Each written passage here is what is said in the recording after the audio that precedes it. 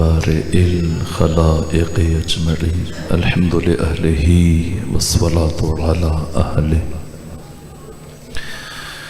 الصلاة والسلام علی سید الانبیاء والمرسلین العبد المؤید الرسولنا المسدد المصطفى الأمجد الحبيب الأحمد النبي الأمي المكي المدني السراج المنير الكوكب الدري صاحب الوقار والسكينة المدفون بأرض مدينة سيدنا ونبينا وشفيع ذنوبنا وطبيب قلوبنا وحبيب نفوسنا ومولانا أبي القاسم محمد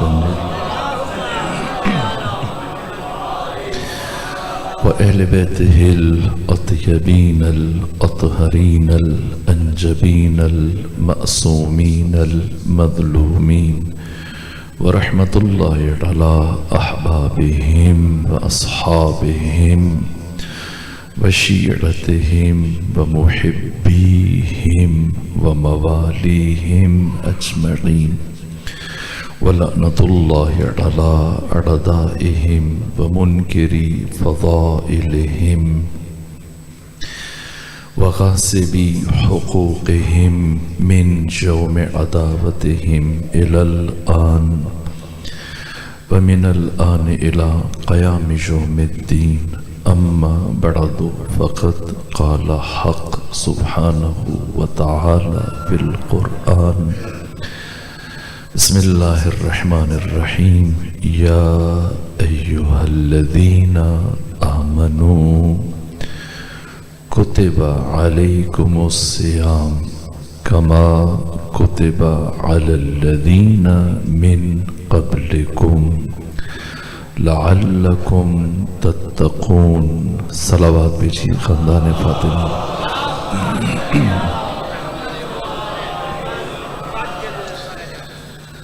التماس جملہ مومنین مومنات شہداء اسلام ایسے مومنین کی جن کے لیے کوئی فاتحہ پڑھنے والا نہیں بالخصوص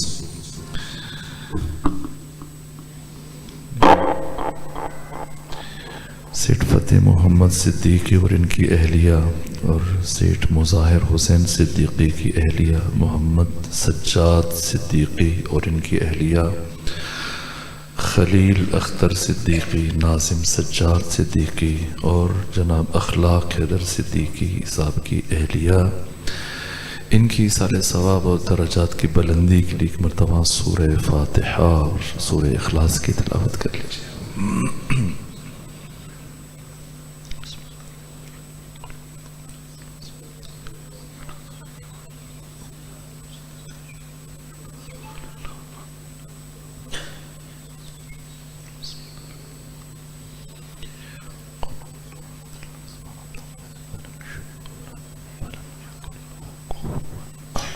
صلوات بھیجیے خاندان فاطمہ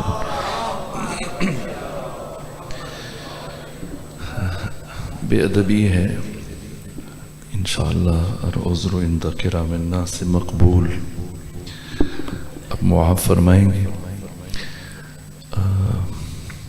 قصد یہ سعادت ہے ملتان شہر معرفت ہے شہر علم ہے عشاق اہل بیت اور اہل ولایت کا شہر ہے میرے لیے سعادت ہوتا ہے کہ آپ سے گفتگو کا موقع میسر آئے لیکن کوشش یہ ہوتی ہے کہ دن میں ایک سے زیادہ گفتگو نہ کی جائے بالخصوص ماہ مبارک رمضان میں تو ابھی جو بزرگوار ان کی بزرگواری ہے وہ اعلان فرما رہے تھے لیکن بہت سارے دوسرے دوست جو ملتان کے مختلف مقامات سے تعلق رکھتے ہیں چونکہ وہ پہلے دعوت دیتے رہے اور میں یہی کہتا رہا کہ کوئی دوسرا پروگرام نہیں لے رہے تو میں ان سے بھی التماس کروں گا انشاءاللہ وہ بھی ناراض نہیں ہوں گے کوئی دوسرا بھی ناراض نہیں ہوگا تو یہی ہے کہ جو دن آپ کی خدمت میں یہاں درس کا سلسلہ ہوگا تو اس میں پھر کوئی دوسری مجلس نہیں ہو پائے گی ناراض نہیں ہو تو ایک صلوات پڑھ دیجیے خاندان فاطمہ پر شب اول ماہ مبارک رمضان، اسی نسبت سے میں نے قرآن حکیم کی معروف آیت کی تلاوت کا شرف حاصل کیا۔ یہ آیت سورہ مبارک بقرہ جو قرآن کی سب سے بڑی سورہ ہے، 286 آیتوں پر مشتمل، 2.5 پاروں پر مشتمل قرآن کا سب سے بڑا سورہ، اس کی آیت نمبر 183 جس میں خدا سبحان ارشاد فرما رہے کہ یا ایھا الذین آمنو، یہ تعبیر، یہ طریقہ خطاب پروردگار نے قرآن مجید میں 90 مرتبہ استعمال کیا۔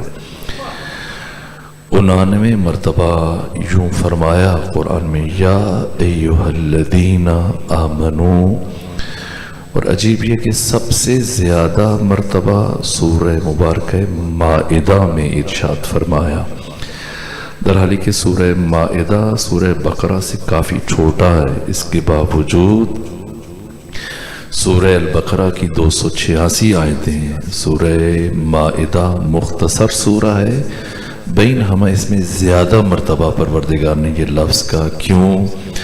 اس لیے کہ سورہ مائدہ سورہ ولایت ہے، سورہ عشاق اہل بیت ہے، سورہ ایمان ہے، سورہ مومنین ہے، اور خصوصیات یہ لفظ 99 مرتبہ یا ایھا الذین آمنو کتبہ۔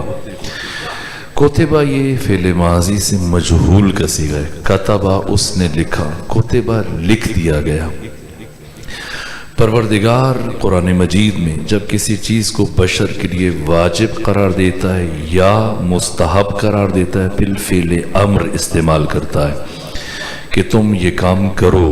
فعل امر کا ظہور یا واجب میں ہے یا پھر اس سے نیچے وہ کام مستحب قرار پاتا ہے۔ لیکن اللہ اگر کسی کام کے لیے فعل ماضی مجہول کا صیغہ استعمال کر دے تو پھر یہ یقینی طور پر واجب قرار پاتا ہے، اس میں مستحب کا پہلو موجود نہیں ہوتا۔ یا ایھا الذین آمنو کتب علیکم، کتب علیکم یعنی تمہارے لیے لکھ دیا گیا، تم پر فرض کر دیا گیا، تم پر واجب کر دیا گیا۔ الصیام، سیام جمع ہے صوم کی، یہ لفظ قرآن مجید میں 10 مرتبہ استعمال ہوا۔ صوم 1 مرتبہ، صوم کی جگہ سیام یہ لفظ 9 مرتبہ، کل ملا کر 10 مرتبہ۔ یا ایھا الذین آمنو کتب علیکم الصیام کما کتب علی الذین من قبلکم، جس طرح سے تم سے پچھلوں پر ان روزوں کو فرض کیا گیا۔ کیوں؟ لعلکم تتقون، تاکہ تم متقی بن جاؤ۔ یا ایھا الذین آمنوا کتب علیکم الصیام کما کتب علی الذین من قبلکم لعلکم تتقون، یہ آیت قرآن مجید میں روزوں کے وجوب پر سب سے بڑی دلیل ہے۔ مکہ میں مسلمانوں پر روزے فرض نہیں تھے، مدینہ جانے کے بعد دوسری ہجری میں جیسے زکوٰۃ فرض ہوئی، جیسے نماز کی رکعات میں اضافہ ہوا، جیسے جہاد دوسری ہجری میں فرض ہوا، اسی طرح سے روزہ بھی مدینہ جانے کے بعد دوسرے سال میں فرض کیا گیا۔ اور یہ جو پروردگار نے فرمایا کما کتب علی الذین من قبلکم، اس سے مراد سابقہ اقوام ختمی مرتبت سے پہلے لیکن کسی بھی امت پر ماہ رمضان کے روزے فرض نہیں کیے گئے۔ اس پر مفسرین کا، محدثین کا، سیرت نگاروں کا اجماع ہے۔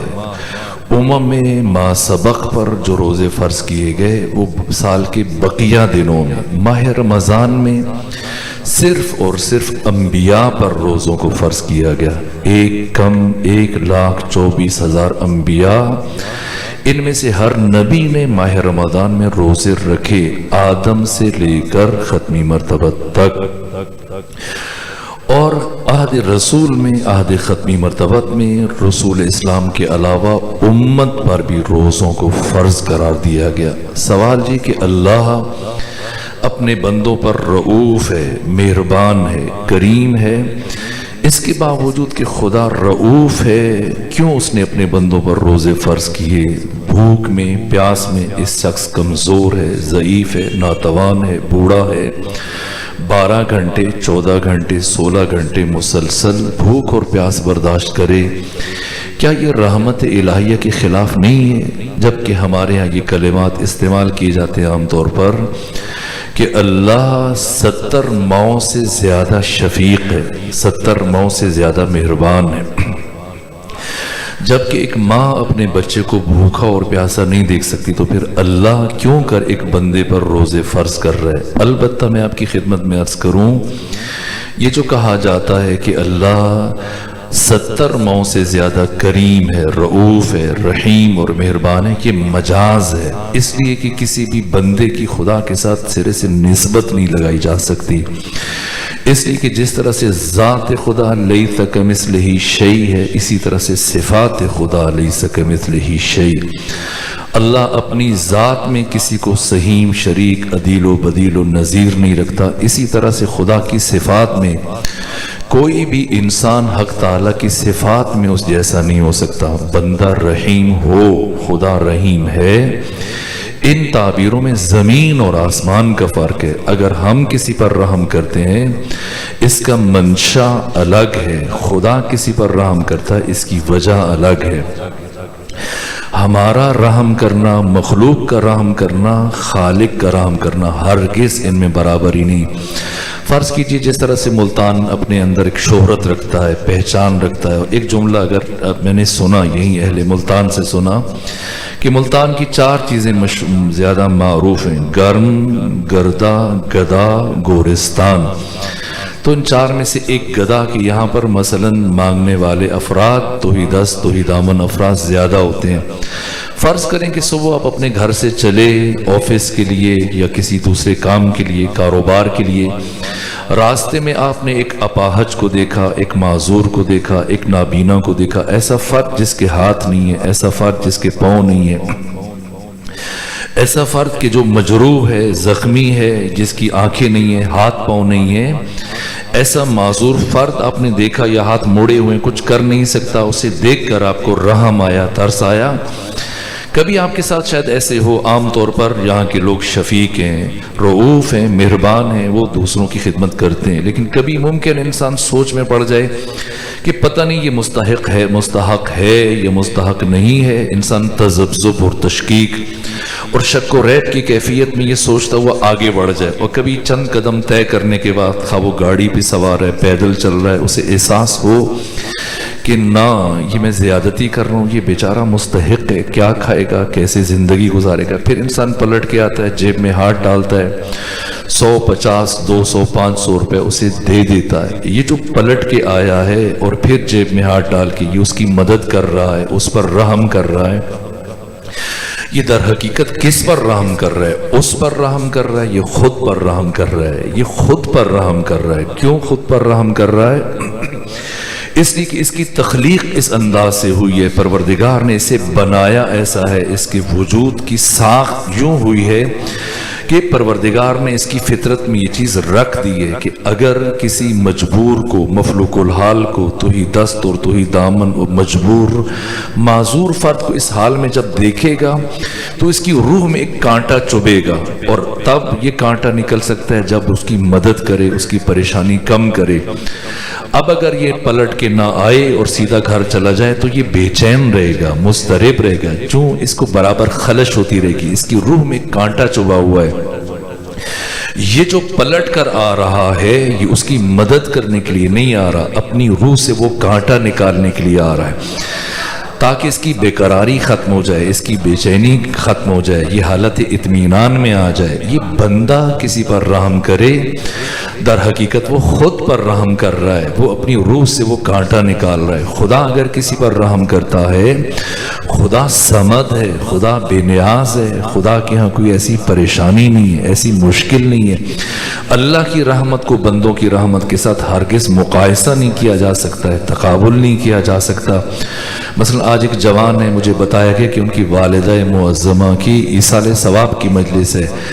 انسان جب دنیا سے چلا جاتا ہے اس کا دفتر عمل بند ہو جاتا ہے، جب انسان مر جاتا ہے اس کی زندگی کی بساط اس عالم سے لپیٹ دی جاتی ہے۔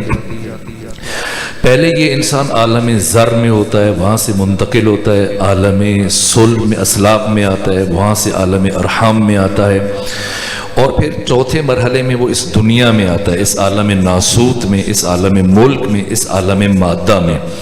یہ عالم ناسوت ان 6 عوالم میں سے دار امتحان ہے، دار عمل ہے، یہاں پر انسان نے کام کرنا ہے۔ جیسا میں نے بچپنے میں ایک شعر سنا تھا کہ جہنم اور جنت کی بکنگ ہوتی ہے دنیا میں، عمل کا کیش دے کر اپنی سیٹیں بک کرا لو تم، تو بکنگ اس دنیا میں ہوتی ہے۔ انسان جو کرتا ہے یہاں کے لمحے آخرت کے لیے صدیاں بن جاتی ہیں۔ یہ عالم باقی 6 عوالم کی نسبت یہ عمل اور کام کے لیے پروردگار نے معین کیا ہے۔ اس عالم میں جب انسان جب تک زندہ ہے اس کا دفتر عمل کھلا ہے، لیکن جیسے ہی جناب اسرائیل سے ملاقات ہوتی ہے اس کا دفتر عمل بند ہوتا ہے۔ مرنے کے بعد اب یہ دفتر عمل بند ہوا، اور اب یہ برزخ میں 1000 سال، 10,000 سال، لاکھ سال، 10 لاکھ سال، موت سے لے کر قیامت تک کا یہ فاصلہ ہزاروں لاکھوں سالوں پر مشتمل ہے۔ کتنا طویل ہو سکتا ہے، کتنا طویل ہوگا، خدا جانتا ہے۔ لیکن برزخ میں انسان کا دفتر عمل بند ہے۔ اللہ انسان کو وفات دیتا ہے۔ وفات کا مطلب ہے اخذ بالتمام۔ وفات کا لفظ مشتق ہے وفا سے۔ فوت الگ ہے، وفات الگ ہے۔ فوت مرنے کے لیے استعمال کرنا یہ غلط ہے۔ قرآن مجید کی کسی آیت میں موت کے لیے لفظ فوت استعمال نہیں ہوا۔ نہج البلاغہ میں مولا متقیان کے لیے نے موت کے لیے فوت کا لفظ استعمال نہیں کیا۔ فوت نماز فوت ہوتی ہے، جو چیز ختم ہو جائے، نابود ہو جائے، برباد ہو جائے، مٹ جائے، فنا ہو جائے، اس کے لیے لفظ فوت استعمال ہوتا ہے۔ موت فوت نہیں ہے، موت وفات ہے۔ وفات کا مطلب ہے اخذ بالتمام، یعنی پورے کا پورا ایک شے کو اپنی تحویل میں لے لینا۔ انسان جب مرتا ہے تو خدا قرآن میں فرماتے کہ اللہ یتوفی الانفس حین موتها، اللہ وفات دیتا ہے، یعنی جس کیفیت میں اس کی روح قبض کی جاتی ہے جب قیامت کے دن اٹھایا جائے گا تو بالکل اسی حالت میں اٹھایا جائے گا۔ یہ بات صحابہ کو سمجھانے کے لیے، ہمیں سمجھانے کے لیے، مسلمانوں کو سمجھانے کے لیے ختمی مرتبہ ایک مرتبہ جب قبرستان سے گزر رہے تھے تو ایک مردے کو زندہ کیا۔ جب زندہ کیا، جیسے وہ زندہ ہوا دائیں بائیں دیکھنے لگا، ادھر ادھر دوڑنے لگا اور پکارنے لگا میری رسی کہاں ہے، میری رسی کہاں ہے۔ یہاں تک کہ کچھ وقت وہ تتبع تفحص کرتا رہا، چھان پھٹک کرتا رہا، تلاش کرتا رہا، ڈھونڈتا رہا، بولتا رہا رسی کدھر گئی، میں نے رسی رکھی۔ اور پھر پیغمبر گرامی اسلام نے دوبارہ اسے موت کی طرف منتقل کیا۔ آگے بڑے صحابہ کرام حیران پریشان سرگردان کی کیا ہوا، جیسے ہی آپ نے اسے زندہ کیا کیوں رسی کو تلاش کر رہا تھا، کیوں آوازیں بلند کر رہا تھا؟ پیغمبر نے فرمایا اس لیے کہ جب یہ مرا تھا تو اس وقت جب اس کی موت ہوئی تھی تو یہ اپنے جانوروں کو چارہ چرا رہا تھا، اس دوران اس کی رسی کھو گئی تھی اور رسی کی تلاش میں یہ چل رہا تھا، اس اثناء میں اس کی موت آئی تھی۔ میں تمہیں یہ بتانے کے لیے اور سمجھانے کے لیے اسے زندہ کیا کہ جس حالت میں انسان کی موت ہوتی ہے اسی حالت میں انسان کو اٹھایا جائے گا۔ انسان فوت نہیں کرتا، انسان وفات کرتا ہے۔ وفات یعنی اخذ بالتمام۔ ایک صلوات بھیجیے خاندان فاطمہ پر۔ مرنے کے ساتھ دفتر عمل بند ہو گیا۔ تو پھر یہ جو مجلس کروائی جا رہی ہے آج، اس مجلس کا اس مرحومہ کو کیا فائدہ پہنچے گا؟ تو یہ بھی اللہ کی رحمت کی تجلی کا ظہور ہے۔ خدا مومن کے لیے یہ آسانی رکھتا ہے کہ اگرچہ اس کے کمال کا سفر ختم ہو گیا، اس کے کمال کا سفر رک گیا، اس نے جو بننا تھا بن گیا، اس کا دفتر عمل بند ہو گیا، اس کے باوجود یہ اللہ کی رحمت ہے، اللہ کا کرم ہے، اللہ کی عطوفت ہے کہ اب دیکھیے میں ایک جملہ ابھی کچھ دیر کے بعد آپ کی خدمت میں عرض کروں گا، لیکن ابھی دوبارہ پہلے عرض کر رہا ہوں، وہ یہ صاحب تفسیر المیزان علامہ محمد حسین طباطبائی نے اس جملے کو بار بار اپنی تفسیر میں تکرار کیا، قرآن مجید کی سینکڑوں آیات سے مستفاد ہے، اور وہ یہ کہ ہم انسان پیدا نہیں ہوئے بلکہ ہم انسان بننے کے لیے پیدا ہوئے ہیں، اور ان 14 کو اللہ نے انسان بنانے کے لیے بھیجا ہے۔ یہ فرق ہے ہم میں اور اہل بیت میں، کہ ہم اس دنیا میں انسان پیدا نہیں ہوئے بلکہ انسان بننے کے لیے پیدا ہوئے، یہ 14 ہمیں انسان بنانے کے لیے آئے ہیں، یہ انسانیت کے معلم ہیں، انسانیت کے مرشد ہیں۔ اب جو ہم پیدا ہوئے تو ہم مجازن انسان ہیں، مجاز سے حقیقت کا سفر طے کر رہے ہیں، حقیقی معنی میں جب انسان بن رہے ہیں، یہ کوشش، اس سفر کا نام کمال ہے تاکہ ہم باکمال بن جائیں۔ نبی اور رسول اس لیے، اماموں کو اس لیے نصب کیا گیا کہ بشر باکمال بن جائے۔ اب جو مر گیا جس نقطے کی کمال کے جس نقطے پہ پہنچا تھا، اس کے کمال کا سفر رک گیا، قیامت کے دن اسی حالت میں اٹھایا جائے گا۔ لیکن یہ رؤوف اور رحیم پروردگار کی رحمت کا یہ سلسلہ ہے۔ آپ دیکھیں، خود میں حیران ہوتا ہوں، بعض چیزیں واقعاً خود آنکھیں نم ہو جاتی ہیں کہ اللہ اپنے بندوں پر کتنا رؤوف ہے، علی اپنے مومنوں پر کتنے رؤوف ہیں۔ خود میں حیران ہو جاتا ہوں، واقعاً عجیب ہے، مومنین کے لیے، علی کے چاہنے والوں کے لیے، علی کے محبوں کے لیے، علی کے عشاق کے لیے پروردگار نے کیا آسانیاں رکھی۔ میں نے خود پڑھا ہے، آیت اللہ جوادی عاملی نے، آیت اللہ حسن زادہ عاملی نے، دیگر محدثین نے رسالہ معراجیہ میں یہ عبارات تحریر کی ہیں کہ ختمی مرتبہ جب شب معراج تشریف لے کے گئے اور چوتھے آسمان جو آقا ختمی مرتبہ پہنچے تو تمام فرشتوں کو خدا نے اکٹھا کیا، اور جب سب اکٹھے ہوئے تو تمام ملائکہ نے، فرشتوں نے، قدسیوں نے خدا سے خواہش کی کہ پروردگار ہمیں اجازت دیں کہ ہم ختمی مرتبت کے نور کو قریب سے مشاہدہ کریں اور آقا کی خدمت میں عرض ادب کریں، سلام کریں۔ اور پیغمبر فرشتوں کی صفوں کے بیچ میں سے جب گزر رہے ہیں تو روات و محدثین نے تحریر کیا کہ چاروں طرف سے مسلسل سلام سلام سلام سلام کی آوازیں بلند ہو رہی ہیں، سر جھکے ہوئے ہیں، لوگ سب فرشتے سلام کر رہے ہیں، پیغمبر ان کے بیچ میں سے گزر رہے ہیں۔ علی علیہ الصلوۃ والسلام فرماتے ہیں، مولا متقیان علی ابن ابی طالب فرماتے کہ اگر تم نے پہچاننا ہو، سیکھنا ہو، سمجھنا ہو، کسی انسان کی شرافت کا امتحان کرنا ہو کہ تمہارے سامنے بیٹھنے والا فرد شریف ہے یا کمینہ ہے، تو اس کے سامنے امام الانبیاء سید الرسل ختمی مرتبت کا نام لیا کرو۔ اگر پیغمبر کا نام سن کر اس کا سر جھک جائے تو سمجھ لو شریف ہے، سر نہ جھکے سمجھ لو کمینہ ہے۔ یہ جو آپ کا خطیب، آپ کا عالم خطبے کے آغاز میں جب پڑھ رہا ہوتا ہے، اپنی مجلس سے پہلے خطبہ پڑھتے ہوئے یہ لفظ کہتا، آپ نے غور کیا ہوگا، جب وہ خطیب یا ذاکر یا عالم جب یہ کہتا ہے ابی القاسم محمد تو سر جھکا دیتا ہے۔ حکم ہے کہ پڑھنے والا سر جھکائے، سننے والے سر جھکائیں، یہ وہی سنت ہے۔ یہ مولا متقیان نے فرمایا۔ اب پیغمبر گزر رہے ہیں، فرشتوں کے ساتھ جھکے ہوئے، چاروں طرف سے سلام سلام کی آوازیں بلند ہو رہی ہیں، اور گزرتے گزرتے پیغمبر گرامی اسلام ایک مرحلے پر پہنچے، ایک فرشتے نے سلام کیا اور پھر آگے بڑھ کر کہا یا رسول اللہ میری گزارش ہے، میری عرض ہے۔ پیغمبر نے پوچھا بتاؤ، اپنا تعارف کراؤ۔ اس نے کہا میرا نام اسرائیل ہے۔ وہ نام جو سن کر انسان پریشان ہوتا ہے، جہاں سے ان کا ایک دفعہ گزر ہو جائے تو پھر بستیوں میں گریے کی آوازیں بلند ہو جاتی ہیں۔ یہ اسرائیل لرز رہے ہیں، اور ختمی مرتبت کا یہ رعب و دبدبا، آپ کی ہیبت، آپ کی مقام، ایک مرتبہ اتنے مرعوب ہیں۔ جناب اسرائیل سلام کیا اور اس کیفیت کے ساتھ آگے بڑھ کر عرض کیا، تفصیلی گفتگو میں صرف ایک جملہ عرض کروں، کہا کہ یا رسول اللہ جب آپ زمین پر تشریف لے کر جائیں تو اپنے بھائی علی ابن ابی طالب کی خدمت میں میرا سلام عرض کیجئے گا۔ جب زمین پر تشریف لے کر جائیں تو اپنے بھائی علی ابن ابی طالب کی خدمت میں میرا سلام عرض کیجیے گا۔ پیغمبر اسلام نے پوچھا، استفسار کیا، اے اسرائیل اتعرف علی ابن ابی طالب، تو جانتا ہے علی کو؟ تو کیا جواب دیا؟ جناب اسرائیل نے عرض کیا فکیف لا اعرفہ، میں کیسے علی کو نہ پہچانوں کہ ان امرنی اللہ، کہ اللہ نے مجھے یہ حکم دیا، اللہ اقبض روح شیعت علی ابن ابی طالب، کہ میں اس وقت تک علی ابن ابی طالب طالب کی کسی شیعہ کی روح کو قبض نہ کروں جب تک کہ علی ابن ابی طالب کی اجازت نہ آ جائے۔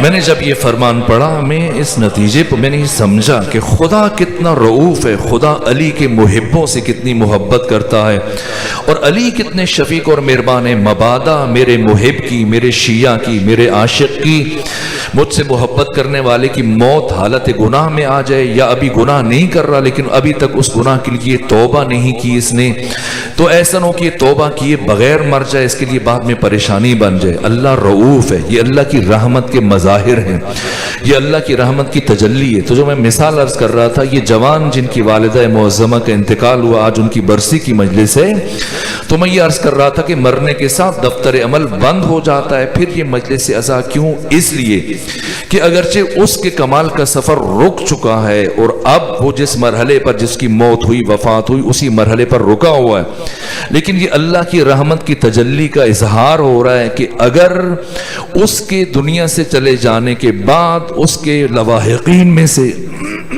اس کے ورثاء میں سے، اس کی اولاد میں سے کوئی فرد اگر اس کی یاد میں کوئی ایسی محفل برپا کرے، ایسی مجلس برپا کرے جہاں پر کچھ ایسی گفتگو کی جائے کہ جس گفتگو کے نتیجے میں جو زندہ فرد ہے اسے سن کر اس کی زندگی میں کوئی تحول آ جائے، کوئی انقلاب آ جائے، کوئی تبدیلی آ جائے، اس کی رخ اور اس کی جہت درست ہو جائے، اس کی سمت کا تعین ہو جائے اور وہ کمال کی طرف چل پڑے، خدا کی طرف چل پڑے، ولایت کی طرف چل پڑے، معصومین کی طرف چل پڑے، تو اس کی زندگی کے اس بدلاؤ کے نتیجے میں پروردگار وہ فرد جس کا دفتر عمل بند ہو چکا ہے اس کے درجات میں اضافہ کر دیتا ہے، اس کے کمال کو مزید بلند کر دیتا ہے۔ یہ اللہ کی عطوفت ہے، یہ اللہ کا کرم ہے۔ اللہ کی رحمت کی بندے کی رحمت کے ساتھ ہرگز کوئی نسبت نہیں ہے۔ این التراب و این رب الارباب، کوئی نسبت نہیں ہے۔ تو پھر جب اللہ اپنے بندوں پر اس درجہ رؤوف ہے تو کیوں اس نے روزوں کو فرض کیا، کیوں اس نے روزوں کو واجب کیا؟ ایک بوڑھا شخص ہے، ایک کمزور شخص ہے، وہ 30 دن مسلسل کئی گھنٹے تک بھوک اور پیاس برداشت کرے باقی حلال چیزوں سے، کیا یہ رحمت الہیہ کے خلاف نہیں ہے؟ نہ، جتنا میں نے سمجھا، تتبع تفحص کیا، اس نتیجے پر پہنچا کہ اللہ اگر اپنے بندوں پر روزوں کو فرض نہ کرتا، روزوں کو واجب قرار نہ دیتا تو اس کی رحمت سے متعلق شک کرنا چاہیے تھا۔ حق تعالی کی رحمت کا تقاضا تھا کہ وہ بندوں پر روزوں کو فرض کرے۔ آئیں سمجھیں یہ روزہ کیا ہے۔ جو بچے بیٹھے ہیں، جوان بیٹھے ہیں، تو ان تک بات پہنچانے کے لیے، آیت کے مفہوم کو ان تک بہتر انداز تک منتقل کرنے کے لیے ایک جملہ اور عرض کروں پھر آگے بڑھوں۔ اگر سمجھنا چاہتے ہیں اس آیت میں یہ روزہ کیا ہے، اس لیے کہ عام طور پر لوگ جو روزے کا ماحصل ہے تقوی، تقوی کا لفظ ہمارے معاشرے میں بہت عام ہے، کثرت سے استعمال کیا جاتا ہے، اس کے باوجود کہ زیادہ استعمال ہونے والے الفاظ میں ایک تقوی کا لفظ ہے، لیکن اکثریت اس لفظ کی حقیقت سے بے خبر ہے۔ عام طور پر تقوی کا معنی ڈر کیا جاتا ہے، اتقوا اللہ یعنی اللہ سے ڈرو، اتقوا النار یعنی آگ سے ڈرو۔ اسی طرح سے اگر یہ اسم کی صورت میں استعمال ہو جائے تو تقوی کا معنی پرہیزگاری کیا جاتا ہے، متقی پرہیزگار، تقوی پرہیزگاری، اتقوا اللہ سے ڈرو، یا اس کا معنی خوف کیا جاتا ہے، یا اس کا معنی پرہیز کیا جاتا ہے، یا اس کا معنی ڈر کیا جاتا ہے۔ درحالی کی جتنی بھی لغت کی کتابیں ہیں، لغت کی سب سے پہلی کتاب جو خلیل بن احمد فراہیدی نے تحریر کی، کتاب العین، جناب خلیل بن احمد فراہیدی جن کی وفات 157 ہجری میں ہوئی، اس کتاب سے کامل ترین ڈکشنری عربی زبان کی، آپ قاموس اللغہ کو دیکھ لیں، فقہ اللغہ کو دیکھ لیں، حتی المنجد جو آپ کے پاس جوانوں گھروں میں موجود ہوگی، کوئی لغت کی کتاب اٹھائیں، کہیں پر بھی تقوی کا معنی ڈر نہیں ہے، تقوی کا معنی خوف نہیں ہے، تقوی کا معنی پرہیز نہیں ہے۔ پھر ہمارے ہاں رائج ہو گیا، آپ دیکھیں کوئی اردو کا ترجمہ اٹھا لیں، ڈپٹی نذیر احمد کا ترجمہ اٹھائیں، اشرف علی تھانوی کا ترجمہ اٹھا لیں، سر سید احمد خان کا ترجمہ اٹھا لیں، اہل تسنن میں سے، اہل تشیع میں سے، یہ ایک المیہ ہے کہ تقوی کا معنی اس طرح سے، جس طرح اور بہت سارے الفاظ عام طور پر جو ہماری زندگیوں میں رائج ہیں، آپ دیکھیں اکثر کے معنی غلط لکھے جاتے ہیں. جس طرح سے مثال دیتا ہوں میں، ایک لفظ بشیر، ایک لفظ نذیر. بشیر کا معنی ہمارے یہاں کیا جاتا ہے کہ خوشخبری دینے والا، نذیر ڈرانے والا. نہ، ہر کسی کا یہ مطلب نہیں ہے. بشیر کا مطلب جو امام راغب اصفہانی نے تحریر کیا، جو سب سے اتھینٹک کتاب ہے مفردات راغب، جو ہر ترجمہ کرنے والا قرآن کا ہر مفسر سنی ہو یا شیعہ اس کی طرف رجوع کرتا ہے، انہوں نے کیا لکھا؟ بشیر، ایک مایوس دل میں امید کی شمع کو روشن کرنے والا. نذیر یعنی آنے والے خطرات سے بشریت کو آگاہ کرنے والا. اسی طرح بہت سارے الفاظ ہیں جو اردو میں رائج ہیں، ان میں سے ایک تقوی ہے. تقوی کا معنی نہ ڈر ہے، نہ خوف ہے، نہ پرہیز ہے. تقوی کا معنی ہے نگہداشت، تقوی کا معنی ہے حفاظت، تقوی کا معنی ہے بچاؤ. یہ بہت بلند معنی ہے. پورے قرآن مجید میں اسی معنی میں یہ لفظ استعمال ہوا. آج وقت نہیں کہ میں اس سے متعلق زیادہ عرض کروں، صرف ایک اشارہ دوں گا، ایک مثال عرض کروں گا، اور باقی ماہ مبارک رمضان کی نشستوں میں اس سے متعلق اور باتیں بیان کرنے کی کوشش کی جائے گی.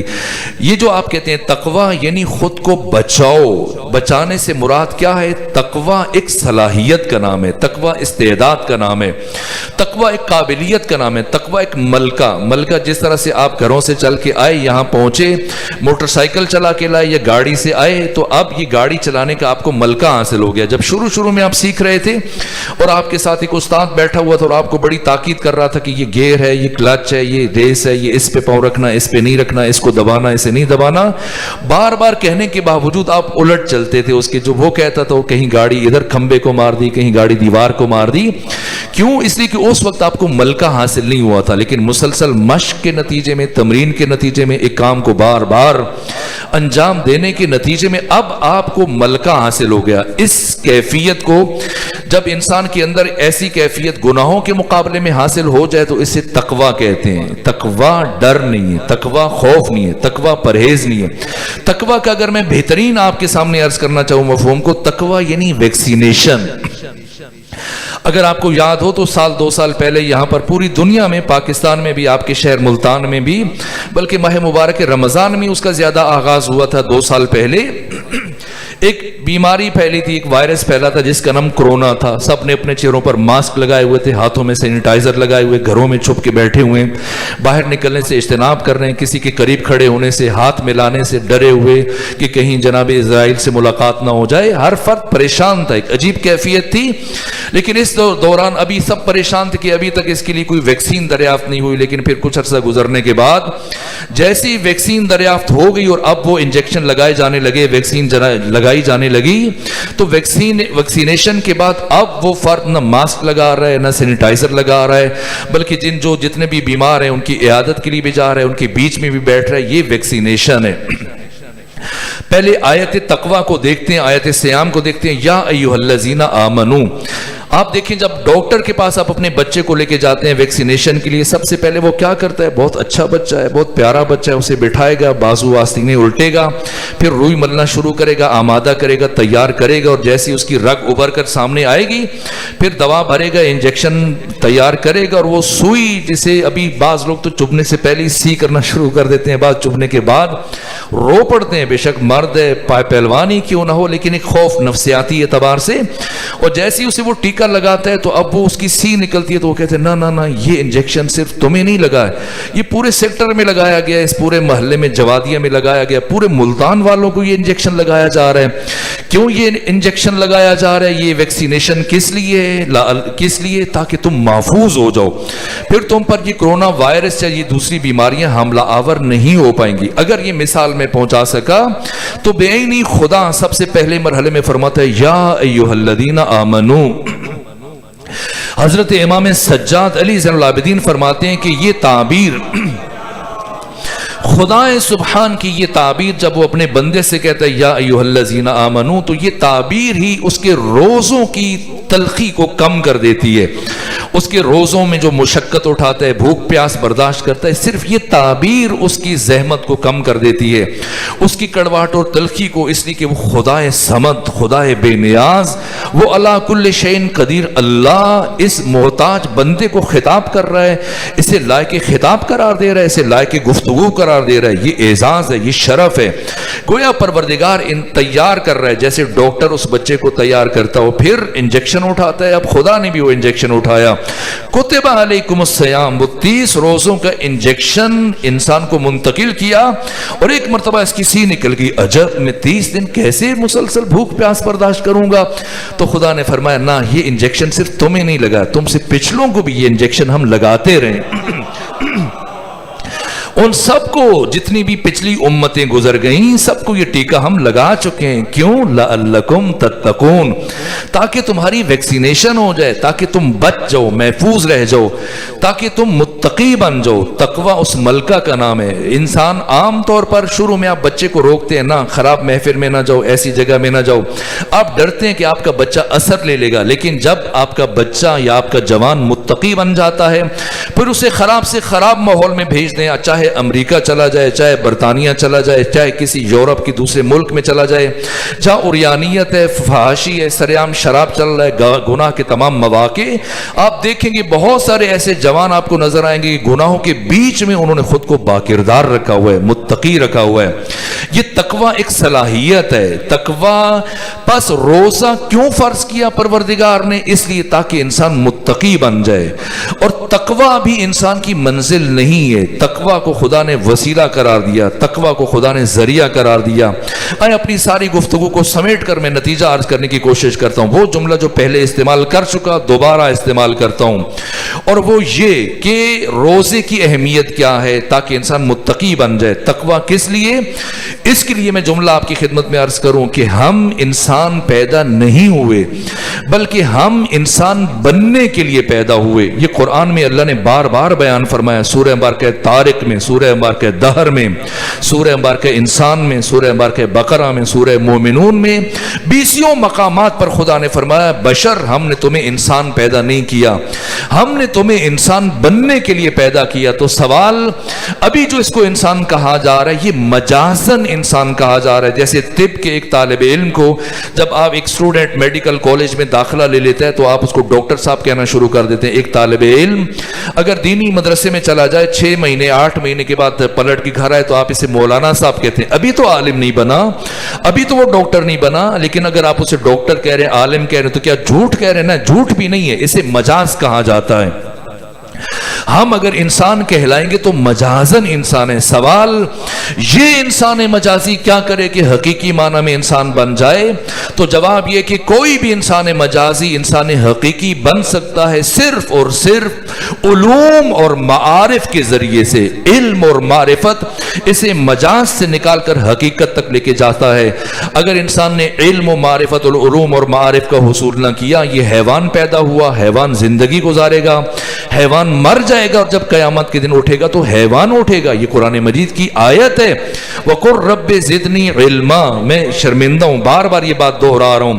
ہمارے یہاں اردو میں جو ترجموں میں ظلم کیا گیا، ان میں سے یہ ظلم ہے کہ اکثر آیات کے معنی غلط انداز میں ان کو بیان کیا گیا.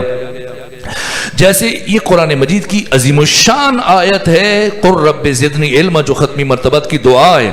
اگر آپ اس کا ترجمہ، یہ جو بچے اور جوان سکولوں میں، کالجز میں، یونیورسٹیز میں جاتے ہیں، ان کی کورس اور نصاب کی کتابوں میں دیکھ لیجئے، عام طور پر مسجدوں میں لکھا جاتا ہے قُلْ رَبِّ زِدْنِي عِلْمًا. کیا معنی کیا جاتا ہے؟ میرے علم میں اضافہ فرما. درحالی کہ ہرگز اس آیت کا یہ مفہوم نہیں ہے. میں ایک ایک لفظ کو آپ کی خدمت میں عرض کرتا ہوں، آپ خود لفظوں کو جوڑیں، پھر خود معنی کریں، پھر دیکھیں کہ خدا کیا کہنا چاہ رہے اور ہم کیا سمجھ رہے ہیں. کل کا مطلب ہے کہہ دیجئے. رب اصل میں تھا ربی، کثرت استعمال کی وجہ سے عالم دین تشریف فرما ہے. قاعدہ ہے کہ یا کو حذف کر دیا جاتا ہے، رب یعنی میرے رب. زد یہ فعل امر ہے، جیسے آپ اردو زبان میں لفظ زیادہ استعمال کرتے ہیں، اسی طرح سے زد ہے. زد یعنی تو زیادہ کر. نون وقایا، یا متکلم. قل رب زدنی، اے میرے رب، زدنی مجھے زیادہ فرما، زدنی مجھے زیادہ کر. کس چیز میں؟ علم. اب آپ ان دو معنوں کا باہم تقابل کیجئے. ایک معنی جو عام طور پر ہمارے ہاں کیا جاتا ہے کہ میرے علم میں اضافہ فرما، اور دوسرا معنی کہ مجھے زیادہ فرما علم میں. ان میں زمین اور آسمان کا فرق ہے.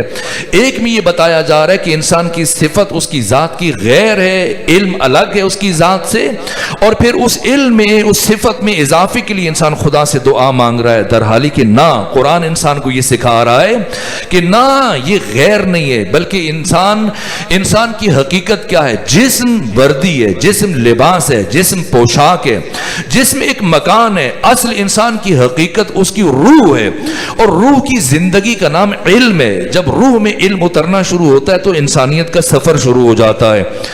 اس لیے کہا جاتا ہے رب زدنی، مجھے زیادہ کر، یعنی انسان کی روح زیادہ ہوتی ہے۔ یہ علم جب جیسے جیسے حاصل ہوتا ہے یہ انسانیت کے مدارج طے کرتا ہے اور کمال تک پہنچتا ہے، انسان حقیقی معنی میں انسان بن جاتا ہے۔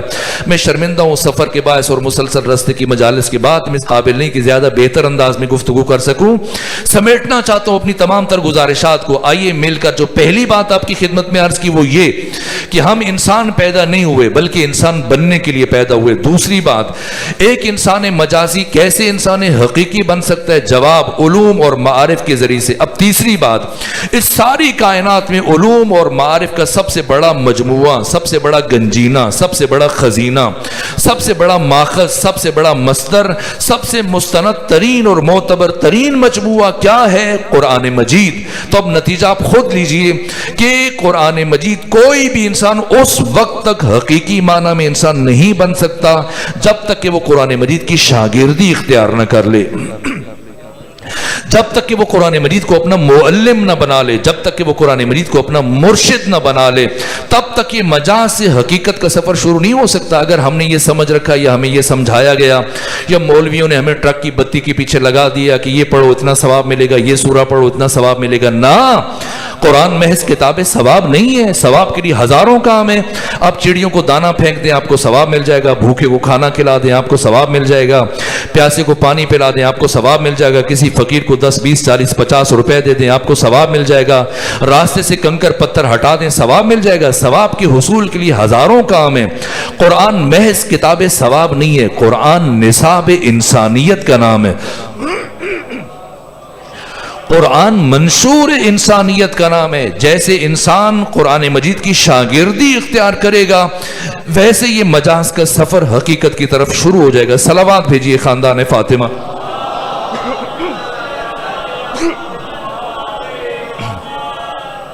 تو اب پتہ چلا کہ نہ، اب روزے کی اہمیت کا فلسفہ، روزے کے وجوب کی حکمت میں نے کیوں عرض کیا کہ اگر اللہ روزے کو مسلمانوں پر، انسانوں پر فرض نہ کرتا تو ہمیں اس کی رحمت سے متعلق سوچنا چاہیے تھا، شک کرنا چاہیے تھا۔ اب پتہ چلا کہ اللہ نے روزے کو کیوں فرض کیا۔ روزہ اس لیے تاکہ انسان متقی بن جائے۔ تقوی منزل نہیں ہے۔ میں نے بیان کیا کہ انسان حقیقی معنی میں انسان بن سکتا ہے صرف اور صرف قرآن حکیم کی شاگردی اختیار کر کے۔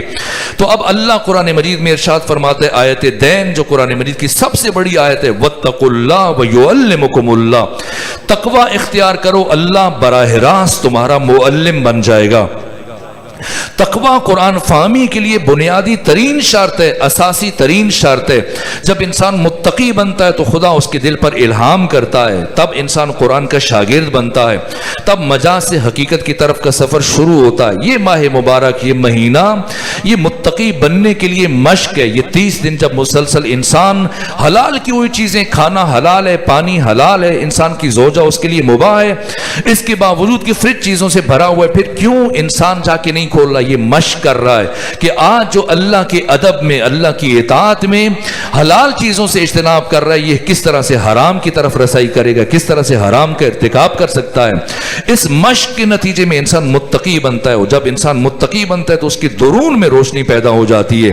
متقی براہ راست شاگرد خدا بن جاتا ہے۔ واتقوا اللہ ویعلمکم اللہ، یہ وعدہ خدا ہے کہ تم تقوی اختیار کرو، براہ راست اللہ تمہارا معلم بن جائے گا۔ یہ مہینہ تقوی کا مہینہ ہے، یہ مہینہ گناہوں سے چھٹکارے کا مہینہ ہے، یہ مہینہ توبہ کے حصول کا مہینہ ہے، یہ مہینہ اپنے مملکت وجود میں موجود نجاستوں کو زائل کرنے کا مہینہ ہے، یہ مہینہ اپنے گھر میں، اپنے دل کے اندر جو گناہوں کے کتے انسان پال لیتے ہیں ان کو چھوڑنے کا، ان کو بھگانے کا مہینہ ہے۔ یہ جو ختمی مرتبہ علیہ آلاف تحیت و ثنا نے فرمایا کہ جس گھر میں فرشتہ ہو، جس گھر میں کتا ہو، وہاں فرشتہ نازل نہیں ہوتا۔ تو میں آپ سے پوچھوں کہ کیا فرشتوں کو کتوں سے ڈر لگتا ہے؟ پھر کیوں پیغمبر گرامی اسلام نے فرمایا کہ جس گھر میں کتا ہو وہاں فرشتہ نازل نہیں ہوتا؟ اس لیے کہ پیغمبر کے ہاں تمثیل ہے۔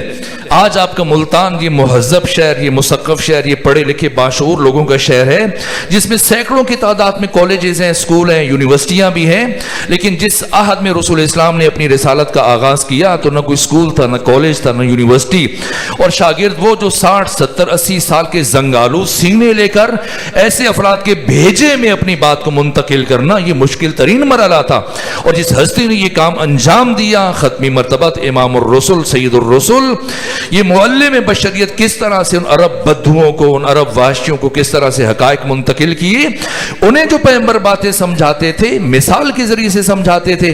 مثلا آپ کیسے بتائیں کہ جراثیم کیا ہوتے ہیں؟ اس لیے فرماتے تھے کہ اگر گھروں میں کوڑا جمع رکھو گے رات میں پڑا رہے گا اب تو شیطان آ جائے گا، ناخن بڑے رکھو گے تو ان میں شیطان آ جائے گا۔ اسی طرح سے اور بہت ساری باتیں، یہ جو پیغمبر گرامی اسلام نے فرمایا کہ جس گھر میں کتا ہو وہاں فرشتے نازل نہیں ہو سکتے، یہ خود مثال ہے۔ گھر سے مراد وہ گھر نہیں ہے، ورنہ اگر کسی کو موت سے ڈر لگتا ہے تو وہ اپنے گھر میں کتا رکھ لے، بالآخر اسرائیل بھی تو فرشتہ ہے، اور جب گھر میں کتا ہوگا تو اسرائیل نہیں آئیں گے، اور جب اسرائیل نہیں آئیں گے تو یہ مرے گا نہیں، تو مرنے سے بچنے کا ایک بہترین نسخہ ہو جائے گا۔ نا، پیغمبر کچھ اور کہنا چاہ رہے ہیں، وہ گھر مراد نہیں ہے، یہ گھر مراد ہے جسے خدا نے، جسے قرآن نے عرش رحمان قرار دیا، یہ گھر کہ جس میں خدا رہتا ہے۔ پیغمبر یہ فرمانا چاہ رہے ہیں کہ اگر تم نے اللہ کے اس گھر میں جسے خدا نے اپنے لیے منتخب کیا، اگر تم نے اس میں گناہوں کے کتے پال لیے، ہرس کے، ہوس کے، حرام خوری کے، سود کے، غیبت کے، جھوٹ کے، بہتان کے، زنا کے، بدکاری کے گناہوں کے کتے پال لیے، تو کبھی بھی قرآن مجید نہج البلاغہ صحیفہ سجادیہ کی آیات کبھی اس قلب کے اوپر نازل نہیں ہوں گی۔ اگر چاہتا ہے کہ تیرے دل پر بھی قرآن مجید کی آیات کا نزول ہو تو پہلے ان کتوں کو کھولنا پڑے گا، اس دل کو پاک کرنا پڑے گا، اور جیسی تخلیہ ہو جاتا ہے اور دل کا تصفیہ ہو جاتا ہے اور انسان تہذیب نفس کے مرحلے میں کامیاب ہو جاتا ہے، متقی ہو جاتا ہے، تو پھر پڑھے بغیر خدا اس کے دل پر الہام کرتا ہے، اور پھر خدا فرماتا ہے کہ من یتق اللہ یجعل لہ مخرجا، یہاں تک فرماتا ہے کہ ان تتقوا اللہ یجعل لکم فرقانا، یہ سورہ مبارکہ طلاق میں پروردگار نے فرمایا آیت نمبر 29 میں کہ اگر تم تقوی اختیار کرو تو اللہ تمہیں منزل فرقان پر فائز کر دے گا، کہ تو حق اور باطل کے درمیان تشخیص کر لے گا۔ فرقان کے مقابلے میں آتا ہے صفی، احمق، ابلہ، نادان۔ ہم جس کو جی چاہے کہہ دیتے ہیں یہ بے وقوف ہے، یہ پاگل ہے، یہ دیوانہ ہے۔ نا، اسلام نے کسے پاگل کہا ہے؟ پیغمبر گرامی اسلام نے کسے پاگل کہا ہے؟ ایک مرتبہ ایک شخص جس کو لوگ کہہ رہے تھے، بچے اکٹھے ہو کے اس کے پیچھے دوڑ رہے تھے، پیغمبر نے فرمایا کیوں اسے تنگ کر رہے ہو؟ کہا یہ پاگل ہے، یہ دیوانہ ہے۔ پیغمبر نے فرمایا نا، ایسے نہ کہو، یہ پاگل نہیں ہے، یہ بیمار ہے۔ پاگل وہ ہوتا ہے جو اللہ کی معصیت کرتا ہے، پاگل وہ ہوتا ہے جو خدا کی نافرمانی کرتا ہے۔ اسی طرح سے صفی کون ہے، احمق کون ہے، ابلہ اور نادان؟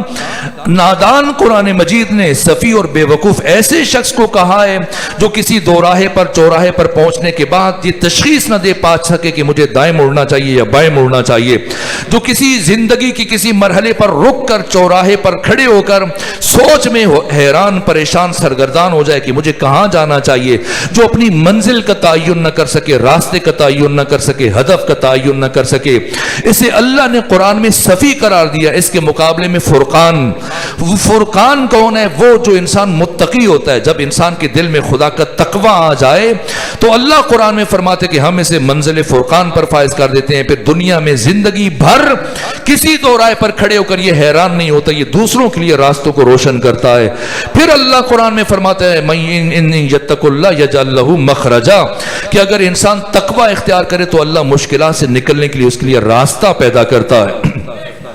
گفتگو کو ختم کروں، میں نے آپ کو بہت زیادہ زحمت سماعت دی، لیکن آخری جملہ عرض کرنا چاہتا ہوں، یاد رکھیے گا تقوی صرف اسی کے پاس آ سکتا ہے جو امام المتقین کو مانتا ہے۔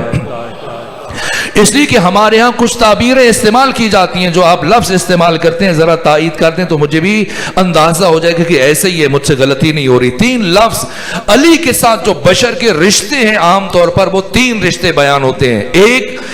ہم ایک مرتبہ علی کو خلیفہ کہتے ہیں، ایک مرتبہ ہم علی کو امام کہتے ہیں، ایک مرتبہ علی کو امیر کہتے ہیں۔ لیکن جب ہم علی علیہ السلام کے ساتھ لفظ خلیفہ استعمال کرتے ہیں تو کیا کہتے ہیں؟ جب لفظ امام کہتے ہیں تو کیا کہتے ہیں؟ جب لفظ امیر کہتے ہیں تو کیا کیا کہتے ہیں؟ جب ہم علی کو خلیفہ کہتے ہیں تو خلیفۃ المسلمین کہتے ہیں. کبھی سنا کسی سے کہ خلیفۃ المتقین کا ہو یا خلیفۃ المومنین کا ہو؟ نہ. جب لفظ خلیفہ آیا تو مسلمین کا، جب لفظ امیر آیا تو مومنین کا، اور جب لفظ امام آیا تو متقین کا. یعنی علی کا انسانوں کے ساتھ جو رشتہ ہے، علی مسلمانوں کے لیے صرف خلیفہ ہے اور بس، اور علی مومنوں کے لیے صرف امیر ہے اور بس، اور علی ساری کائنات میں امام ہے تو صرف اور صرف متقین کے لیے.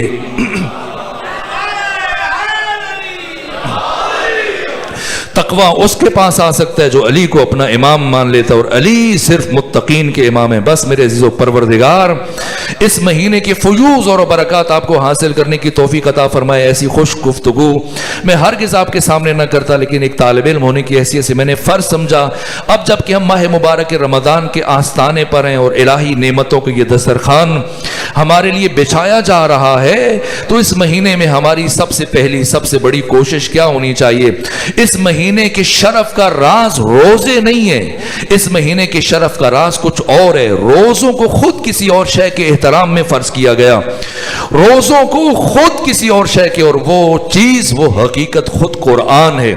کوشش کرنی ہے کہ اس مہینے میں ہم، جی ضروری نہیں ہے، میں دیکھتا ہوں بہت سارے شہروں میں دیہاتوں میں عام طور پر رائج ہے کہ لوگ ماہ مبارک رمضان میں شبینہ شروع کر دیتے ہیں. شاید آپ نہ جانتے ہوں، بعض افراد شبینہ ایسے ہوتا ہے کہ ایک حافظ کو لے کر آتے ہیں اور مسجد کے لاؤڈ سپیکر کے سامنے اسے بٹھاتے ہیں، اور نماز عشاء کے بعد اب وہ شروع کرتا ہے قرآن. اسے کہا جاتا ہے کہ آج رات تم نے قرآن پورے کا پورا ختم کرنا ہے.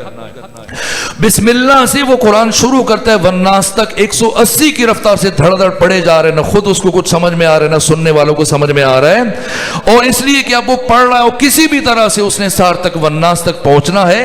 اور جب پورا قرآن پڑھ لیتا ہے، وہ کہاں کھڑا ہے؟ وہی ہے چال بے ڈھنگی جو پہلے تھی سو اب بھی ہے. نہ میرے عزیزو، آخری پیغام آج کی اس گفتگو کا، اللہ ہم سے یہ نہیں چاہتا کہ ہم زیادہ قرآن پڑھیں. نہ، اللہ ہم سے یہ نہیں چاہتا. وہ قرآن جسے اترتے اترتے 23 سال لگ گئے، آج کا مسلمان چاہتا ہے کہ ایک رات میں سارا قرآن پڑھ لے. اگر سارا قرآن آنکھیں بند کر کے پڑھ رہے، اللہ یہ نہیں چاہتا کہ سارا قرآن آنکھیں بند کر کے پڑھے. نہ، ایک آیت آنکھیں کھول کر پڑھ لے، اس کی زندگی بدل جائے گی. ضروری نہیں کہ اس مہینے میں ہم پورا پارہ ہر روز 3 پارے پڑھیں. بعض لوگ کہتے ہیں میں نے اس مہینے میں 6 قرآن پڑھے، کوئی کہتا ہے 7 قرآن ختم کیے، کوئی 3 ختم کیے، 2. نہ، ضروری نہیں کہ آپ ہر روز ایک پارہ پڑھیں، بڑی بڑی صورتیں پڑھیں. نہ، سحر کے بعد، فجر کے بعد، اس سے پہلے کہ خاتون گھر کے کام شروع کریں، اس سے پہلے کہ بچے اسکولوں میں، کالجز میں، یونیورسٹیز کی طرف جائیں، اس سے پہلے کہ آپ کاروبار کے لیے جائیں، آفس جائیں، کوئی بھی دوسرا کام کرنے سے پہلے صرف 5 منٹ کے لیے اسے اپنی زندگی کا منشور قرار دے دیجئے کہ سارے افراد گھر کے بیٹھ جائیں، بچے بیٹھ جائیں، خواتین بیٹھ جائیں، گھر کا سرپرست بیٹھ جائے، اور جو سب سے زیادہ جانتا ہے، جو سب سے زیادہ پڑھا لکھا ہے، قرآن اٹھائے، ایک آیت پڑھے، لیکن اس کا ترجمہ پڑھ لے، اس کے حواشی اور مختصر تفسیر پڑھ لے، اور پھر دن میں جب جب موقع ملے اس سے متعلق سوچے، تدبر کرے، غور کرے، تو یہ قرآن اس کی زندگی کو بدل دے گا. آخر کیوں ہم مجالس امام حسین کو ختم قرآن سے زیادہ افضل سمجھتے ہیں؟ اس لیے کہ مجالس امام حسین میں شاید پڑھی تو ایک آیت جاتی ہے، لیکن 1 گھنٹہ یا کم و بیش خطیب اور عالم جس طرح سے لوگوں کو، ذہنوں کو بدلنے میں صرف کرتا ہے، اس قرآن کا ایک اور کردار ہوتا ہے. اللہ ہم سے یہ چاہتا ہے کہ آنکھیں کھول کے ایک آیت پڑھ لیں، ہماری زندگی بدل جائے گی. جس طرح سے خود، بس جوانوں کے لیے ایک آخری بات عرض کروں. مرحوم اقبال بیان کرتے ہیں کہ میں جب چھوٹا تھا، اسکول میں پڑھ رہا تھا جس زمانے میں، تو ایک مرتبہ میں قرآن مجید کی تلاوت کر رہا تھا، تو میرے والد میرے پاس آئے اور مجھ سے کہا کہ اقبال جب تلاوت مکمل کر لو تو میرے پاس آنا، مجھے تم سے کوئی ضروری بات کرنی ہے. کہا کہ میں تلاوت کے بعد گیا اپنے والد کے پاس، میں نے پوچھا کیا بات ہے؟ تو کہا کہ نہیں، ابھی آپ کے امتحان ہونے والے ہیں، ذرا کچھ انتظار کر لیجئے، امتحانات کے بعد پھر آپ سے بات کریں گے. جب امتحانات ہو گئے، میں پھر تیسری مرتبہ گیا، بتائیں آپ کیا کہنا چاہ رہے تھے؟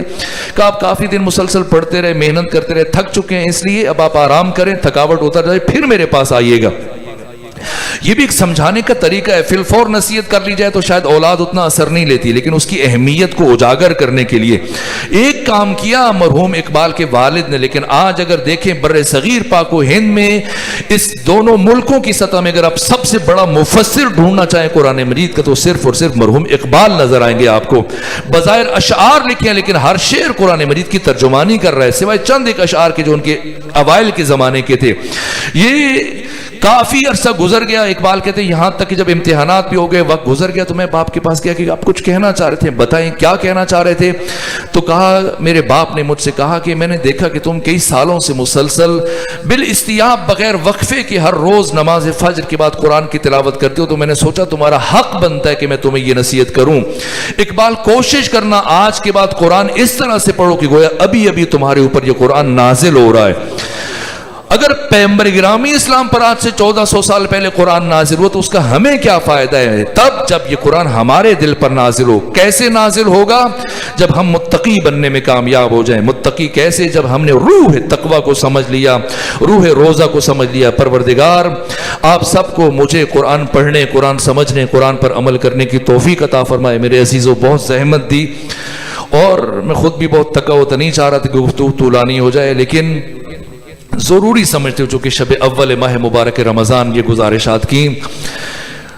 جن معظمہ کی سال ثواب کی مجلس ہے, ان کے فرزند نے مجھ سے یہ خواہش کی کہ ہماری والدہ جناب علی اکبر کی شہادت بہت شوق سے سنا کرتی تھی. تو میں ان کی خدمت میں عرض کروں کہ صرف آپ کی والدہ جناب علی اکبر کی شہادت شوق سے نہیں سنتی تھی, محمد و آل محمد علی اکبر کی شہادت بہت شوق سے سنتے تھے. دنیا حدیث کی بہت بڑی شخصیت ہیں. امام شمس الدین, یہاں تک کہ یہ شخصیت کے وہ چیف جسٹس رہے, بنو امیہ کی طرف سے چیف جسٹس رہے. اور امام سجاد جب حج کے موقع پر آئے تو مجھے امام نے فرمایا, پوچھا, دیکھا کہ مجھے یہ نظر نہیں آ رہا ہے. اس دفعہ ابن شہاب زہری نظر نہیں آ رہا, تو بتایا گیا یہ چیف جسٹس تھا بنو امیہ کا, قاضی القضات, خلیفہ کے بعد سب سے بڑا عہدہ اس کے پاس تھا, بنو امیہ کی طرف سے تھا. امام سجاد حج کے لیے تشریف لے گئے, کہا مجھے ابن شہاب زہری نظر نہیں آ رہا, محمد ابن مسلم. بتایا گیا کہ وہ تفتیش کے دوران انہوں نے ایک مجرم کو, ملزم کو تنبیہ کر رہے تھے, اس کی موت ہو گئی. تو اب وہ صدمے سے سب کچھ چھوڑ چھاڑ کے جنگلوں میں چلے گئے, کھانا پینا چھوڑ دیا, اور اب وہ قریب المرگ ہے, وہ واپس آبادی میں نہیں آ رہے. بڑی کوشش کی گئی. امام نے فرمایا جاؤ اسے لے کے آؤ, اس سے کہو کہ تمہیں حسین ابن علی کا بیٹا بلا رہا ہے, تمہیں علی زین العابدین بلا رہے ہیں. جب لایا گیا ابن شہاب زہری کو, امام نے دیکھا آنکھیں دھسی ہوئی ہیں, چہرے کا رنگ زرد ہے, بالکل ہڈیوں کا ڈھانچہ بن چکے ہیں. پوچھا کیا ہوا, کیوں یہ حالت ہے؟ جواب دیا کہ آپ کو پتا ہے کہ میری وجہ سے ایک انسان کی جان چلی گئی, تو کیا اس سے بڑا کوئی گناہ ہو سکتا ہے؟ امام نے فرمایا ہاں, ایک گناہ ہے جو اس سے بھی بڑا ہو سکتا ہے. تو حیرت سے پوچھا وہ کون سا گناہ ہے؟ امام نے فرمایا اللہ کی رحمت سے مایوسی, یہ اس سے بڑا گناہ ہے. کہ پھر آپ بتائیں کیا کروں؟ امام نے فرمایا تم نے ارادتاً قتل نہیں کیا, اس کے ورثاء کو خون بہا ادا کرو, خدا سے مغفرت طلب کرو, اپنی صلاحیتوں کو انسان کی بہبود کے لیے صرف کرو, انسانیت کی خدمت کرو, خدا تمہیں معاف فرمائے گا. یہ ابن شہاب زہری اگرچہ بنو امیہ کی طرف سے چیف جسٹس تھا, پہلے یزید کی طرف سے, پھر مروان کی طرف سے, پھر عبد الملک بن مروان کی طرف سے چیف جسٹس رہا, لیکن اس کے بعد اس کا ایسا تعلق برقرار ہوا سید سجاد سے کہ ہر سال امام کی زیارت کے لیے مدینہ جاتا تھا, یہاں تک کہ اس کے بیٹے کی شادی کی نوبت آئی. محمد ابن مسلم ابن شہاب زہری بنو امیہ کا چیف جسٹس, بیٹے کی شادی کا ارادہ کیا تو بیٹے نے عجیب بات کی, کہا بابا میں چاہتا ہوں کہ ہم چلیں مدینے میں اور سید سجاد سے خواہش کریں کہ وہ ہماری شادی میں شرکت فرمائے. باپ بیٹا دونوں پہنچے. جب امام کو دعوت دی, امام نے فرمایا ابن شہاب ہم آل محمد نے خوشیوں میں جانا چھوڑ دیا ہے. یہاں تک کہ ابن شہاب کے بیٹے نے, اس کا نام محمد تھا, اپنے باپ سے کہا بابا اگر امام سجاد نے میری شادی میں شرکت نہیں کی تو میں سرے سے شادی نہیں کروں گا. جب اس نے اپنی شادی کو امام کی شرکت سے مشروط قرار دیا تو ابن شہاب زہری امام سے منت سماجت کرنے لگا, فرزند رسول آپ عنایت فرمائیں اس شادی میں شرکت کریں, میرا بیٹا شادی سے انکار کر رہا ہے. جب امام نے یہ بات سنی فرمایا ابن شہاب اگر تمہارا بیٹا اپنی شادی کو میری شرکت سے مشروط قرار دے رہا ہے تو پھر شرکت کے لیے میری بھی ایک شرط ہے۔ پوچھا کیا شرط ہے؟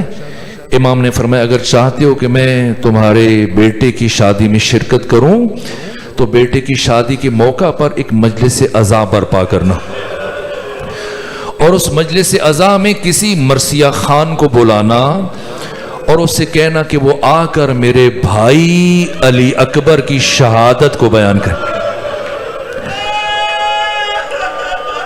اب سمجھیں گے کتنا درد ہے اہل بیت کے دل میں۔ علی اکبر کون ہے؟ علی اکبر علیہ آلاف و تحیت و ثنا کے تعارف میں امام حسین کا یہ ایک جملہ کافی ہے۔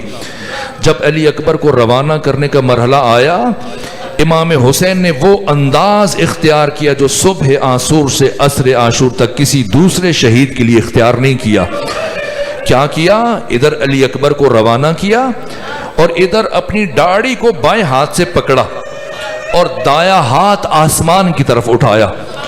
بات اتنی بڑی تھی کہ حسین ابن علی نے کسی انسان کو اس لائق نہیں سمجھا کہ گواہ قرار دیں، اللہ کو گواہ بنایا، آسمان کی طرف دیکھا اور یہ جملہ کا پروردگار گواہ رہنا، اللہم اشہد علی ہؤلاء القوم۔ یہ سید ابن طاؤس نے مقتل اللحوف کے الفاظ ہیں، پروردگار گواہ رہنا، قد برز الیہم غلام، اب اس جوان کو میدان جنگ کی طرف بھیج رہا ہوں، قد اشبہ الناس برسول اللہ، تو ساری کائنات میں تیرے نبی محمد مصطفیٰ کی سب سے بڑی شبیہ ہے،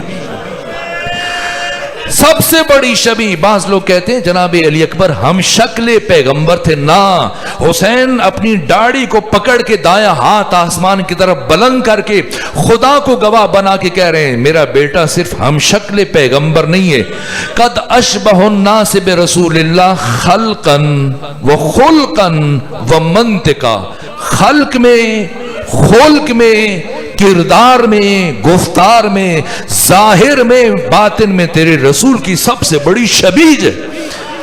یہی وجہ تھی کہ جب علی اکبر کو روانہ کیا، پیغمبر کی جو کیفیت تھی کسی دوسرے شہید کے لیے نہیں ہوئی۔ ادھر علی اکبر کو روانہ کیا، ادھر حسین ابن علی فرماتے ہیں یا بنیا مہلن مہلا، بیٹا علی اکبر ذرا آہستہ آہستہ چلنا، اور علی اکبر مڑ مڑ کر میری طرف دیکھتے ہوئے جانا، مڑ مڑ کر میری طرف دیکھتے ہوئے جانا۔ یہاں تک کہ مقتل نگاروں نے لکھا علی اکبر کی سواری چلی، علی اکبر کی سواری نے چند قدم طے کیے، ایک آواز سنی، جناب علی اکبر نے موڑ کر دیکھا، عجیب قیامت کا منظر تھا، حسین اوندھے منہ کربلا کی زمین پر گرے، حسین اوندھے منہ کربلا کی زمین پر گرے۔ ایک مرتبہ جناب علی اکبر گھوڑے سے نیچے اترے، دوڑ کر آگے بڑھے، بابا کو زمین سے اٹھایا اور عرض کیا بابا آپ تو مجھے رخصت کر چکے تھے، پھر یہ حال کیوں ہے؟ نہیں فرمایا کہ تیرا بھی جوان بیٹا ہوتا، نہ، میں نے مقتل کی کتابوں میں پوری دقت سے پڑھا۔ حسین نے فرمایا اے علی اکبر کاش آپ کا آپ کے جیسا بیٹا ہوتا، جوان بیٹا ہونا اور ہے، علی اکبر جیسا بیٹا ہونا اور ہے۔ بس میرے عزیزو علی اکبر گئے میدان جنگ میں، تفصیلات ہیں گریز کر رہا ہوں، یہاں تک ایک مرتبہ پلٹ کے آئے، پھر گئے، یہاں تک کہ جب دوسری مرتبہ پلٹ کے گئے عمر ابن سعد لعین نے اعلان کیا، کہا کہ علی کا پوتا ہے، علی کی شجاعت کا وارث ہے، اگر ایک ایک کر کے جاؤ گے ہمارے سارے بڑے بڑے پہلوان مارے جائیں گے، اب جو حسین کا بیٹا پلٹ کے آئے سب مل کر جگبارگی حملہ کرنا۔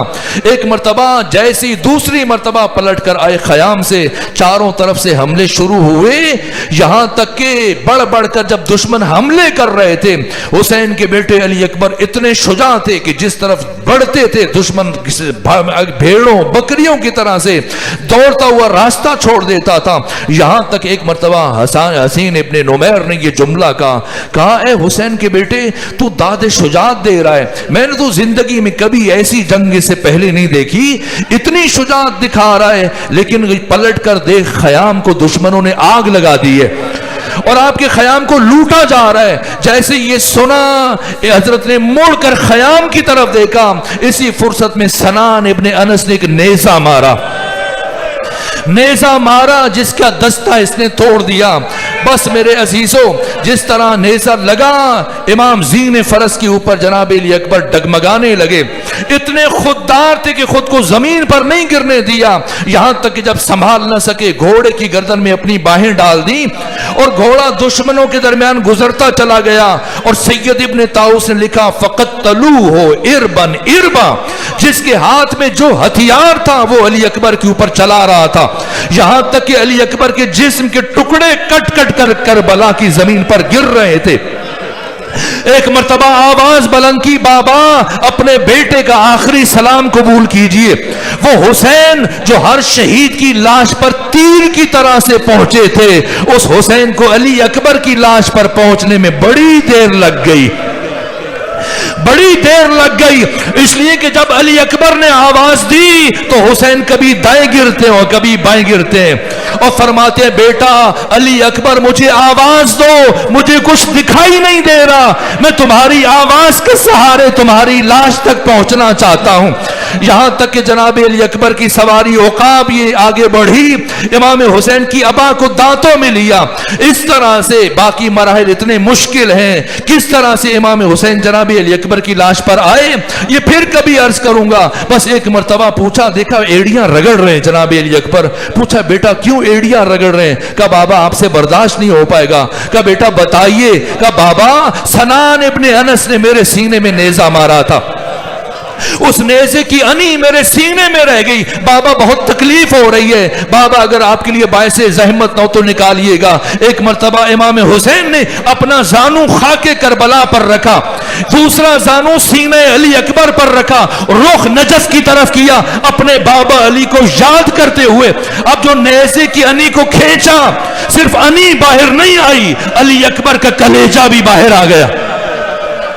اتنا مشکل مرحلہ تھا، ادھر روح علی اکبر نے پرواز کیا، ادھر حسین کے جسم میں بھی جان نہیں ہے، حسین کے جسم میں بھی جان نہیں ہے۔ وہ حسین کی جنہوں نے 71 لاشوں کو اپنے ہاتھوں سے اٹھایا، اس حسین سے اب علی اکبر کی لاش نہیں اٹھائی جا رہی ہے۔ ایک مرتبہ جب ثانیہ زہرا نے یہ منظر دیکھا کہ میرے بھائی سے علی اکبر کی لاش نہیں اٹھائی جائے گی، بنو ہاشم کے چھوٹے چھوٹے بچوں کو روانہ کیا، فرمایا جاؤ امام وقت کی نصرت کرو۔ چھوٹے چھوٹے بچے واہ علیہ واہ محمدہ واہ حسینہ آوازیں بلند کرتے ہوئے مقتل میں آئے، سب نے مل کر جناب علی اکبر کی لاش کو اٹھایا۔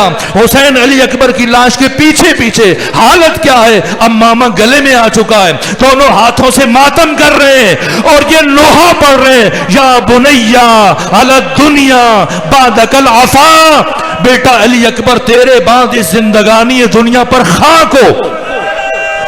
یہ تو بابا کی حالت ہے، ماں کا حال کیا ہے؟ بس آخری جملہ، جیسے ہی شبیہ رسول اللہ جناب علی اکبر کی لاش پہنچی ہے، ثانیہ زہرا نے اعلان کیا فضا جاؤ بیبیوں سے کہو آ کر شبیہ رسول کی آخری زیارت کر لیں۔ ساری بیبیاں جمع ہوئی، ایک کوہرام برپا ہوا، ڈر لگ رہا تھا شاید کسی بیبی کی روح قفس انصری سے پرواز نہ کر جائے، اتنا عجیب منظر تھا۔ یہاں تک ایک مرتبہ کچھ وقت گزرنے کے بعد ثانیہ زہرا نے فرمایا فضا مجھے ام لیلہ نظر نہیں آ رہی، فضا مجھے شہید کی ماں نظر نہیں آ رہی، شاید ابھی تک ام لیلہ کو خبر نہیں ہوئی کہ علی اکبر کی لاش آ چکی ہے، جاؤ جا کے ام لیلہ کو بتاؤ علی اکبر کی لاش آ چکی ہے۔ اور جب پہنچی ہے فضا اس خیمے میں جہاں ام لیلہ کا قیام تھا تو کیا دیکھا کہ بی بی خیمے کے اندر دوڑ رہی ہے، کبھی ایک طرف گر جاتی ہے کبھی دوسری طرف۔ ایک مرتبہ پوچھا ارے بی بی کیا ہوا، کیوں گر رہی ہیں، کیوں دوڑ رہی ہیں؟ کہا فضا اچھا ہوا تو آ گئی،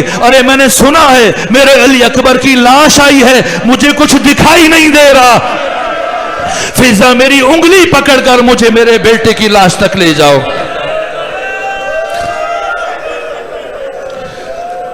اجرکم علی اللہ، اجرکم علی اللہ، اجرکم علی الزہرا، اجرکم علی الزہرا۔ پروردگار ان آوازوں پر اپنی رحمت نازل فرما، پروردگار حاضرین کے تمام گناہوں سے درگزر فرما، ہمارے والدین کے گناہوں کو معاف فرما، ہم سب کو نعمت تقوی عطا فرما، نور بصیرت عطا فرما، نور معرفت عطا فرما۔ پروردگار مرحومہ کی درجات کو بلند فرما، ان کی آخرت کی مشکلات کو آسان فرما، انہیں شفاعت سیدہ زہرا سلام اللہ علیہ نصیب فرما، جنت الفردوس میں سیدہ زہرا کا ہم نشین فرما۔ پروردگار تمام حاضرین پر اپنی رحمت نازل فرما۔ پروردگار شبیہ رسول اللہ جناب علی اکبر کے صدقے میں جو مومن اپنے گھر سے چلا صف اعضاء میں پہنچا، اپنے دل میں کوئی حاجت لیے ہوئے، کوئی دعا لیے ہوئے، ہر مومن کی ہر حاجت کو پورا فرما، ہر دعا کو مستجاب فرما۔ جو پریشان حال ہیں ان کی پریشانیوں کو دور فرما، جو مقروض ہیں ان کے قرض ادا فرما، جو پریشان حال ہیں ان کی پریشانیوں کو دور فرما، جو بے اولاد ہیں انہیں اولاد عطا فرما، جو رخصت ہو چکے انہیں جوار معصومین میں جگہ عطا فرما۔ اللہ میں اسلام کو سر بلند فرما، اللہ میں کفر کو سر نگوں فرما۔ امام زمانہ کے سپاہیوں کی حفاظت فرما، فلسطین کے مظلوم مسلمانوں کی مدد فرما، غاصب صہیونیوں کو نابود فرما۔ آقا امام زمانہ کے سپاہی دنیا میں جس نقطے پر مصروف جہاد ہیں، بالخصوص امام زمانہ کے وہ سپاہی جو شام میں ثانی زہرا کے حرم کے تحفظ کے لیے شب و روز مصروف رہتے ہیں، ان کی حفاظت فرما، ان کے دشمنوں کو نابود فرما۔ ہمیں بھی آقا کا سپاہی بننے کی توفیق عطا فرما۔ جملہ مومنین مومنات شہداء اسلام جن مومنین کے مجلس کے آغاز میں نام لیے گئے اور جن مرحومہ کی سال ثواب کے لیے مجلس برپا کی گئی، سب کے درجات کی بلندی کے لیے سورہ فاتحہ اور سورہ اخلاص کی تلاوت۔